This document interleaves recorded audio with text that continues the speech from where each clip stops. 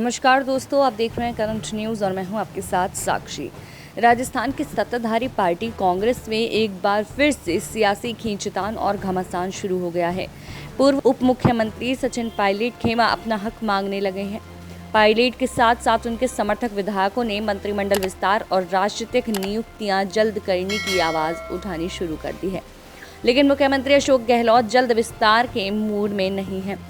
Pilot के करीबी विधायक वेद प्रकाश सोलंकी ने सत्ता में अनुसूचित जाति और जनजाति की हिस्सेदारी का मुद्दा उठाया।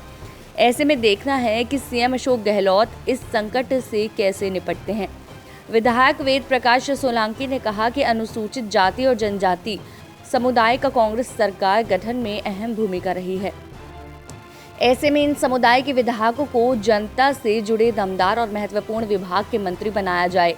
उन्होंने कहा कि वर्तमान में अनुसूचित जाति के मंत्रियों को कारखाना, वायरलेस, श्रम जैसे विभागों का जिम्मा दिया गया है, जिन्हें कोई जनता तक नहीं है और इन विभागों से आम लोगों का भला भी नहीं किया जा सकता। सोलंकी ने मांग किया है कि एससी और एसटी वर्ग के विधायकों को ऐसे विभाग दिए जाएं जिससे वे अपने वर्ग का हित कर सकें। चिकित्सा, ऊर्जा, पानी और अपने स्वायत्त शासन जैसे विभाग दिए जाएं। सोलंकी ने कहा कि राजस्थान में कांग्रेस की सरकार बने 2.5 साल हो गए हैं। ऐसे में अब मंत्रिमंडल का विस्तार और राजनीतिक नियुक्तियों का काम होना चाहिए। कार्यकर्ताओं की मेहनत से सरकार बनी है। सत्ता का विकेंद्रीकरण जीतना होगा। पार्टी और कार्यकर्ताओं को उतना ही फायदा होगा। उन्होंने कहा कि पूर्व डिप्टी सीएम सचिन पायलट ने भी यही बात का सुझाव दिया था। विधानसभा में हमने जो बजरी और पुलिस से जुड़े मुद्दे उठाए, उनका अब तक समाधान नहीं हुआ है। इसके चक्कर में हम बदनाम हो रहे हैं। बता दें कि राजस्थान सचिन पायलट ने पिछले साल जुलाई में अपने समर्थक विधायकों के साथ सीएम गहलोत के खिलाफ बगावत का झंडा उठा दिया था। इसके चलते संकट गहरा गया था। कांग्रेस हाईकमान के हस्तक्षेप से अगस्त में समझौता हुआ। पायलट और गहलोत के बीच वर्चस्व की जंग को खत्म करने के लिए एक सुलह कमेटी बनी थी, लेकिन अभी तक इस कमेटी की सिफारिशों पर किसी तरह का कोई कदम नहीं उठाया गया है। ना तो पायलट को जिन सहयोगियों को मंत्री पद से हटाया गया, ना तो उन्हें लिया गया और ना ही सुलह कमेटी के सामने रखी गई मांगों पर भी अब तक कार्रवाई हुई है। ऐसे में पायलट और उनके सहयोगी के सब्र का बांध टूटना लाजमी था। सचिन पायलट ने बुधवार को पत्रकारों से कहा था कि सुलह कमेटी में जिन तमाम मुद्दों पर सहमति बनी थी, उन पर अब कार्रवाई होनी चाहिए। मुझे नहीं लगता कि अब कोई ऐसा कारण है कि उस कमेटी के निर्णय के क्रियान्वयन में और अधिक देरी होगी। पायलट ने कहा था कि मुझे सोनिया गांधी पर पूरा विश्वास है। उनके आदेश पर ही कमेटी बनी थी।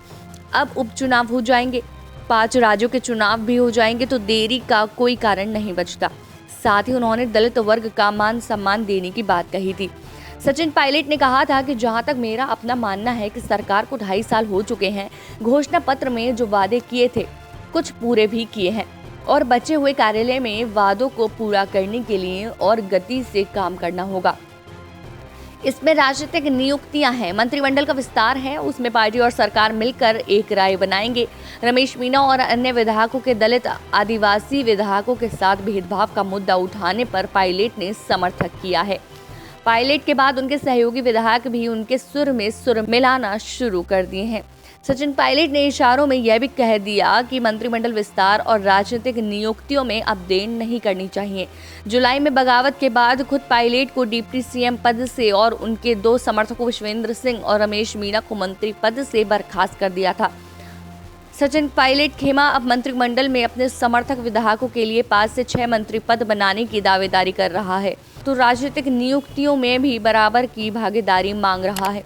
हालांकि अब देखना है कि मुख्यमंत्री अशोक गहलोत क्या राजनीतिक कदम उठाते हैं।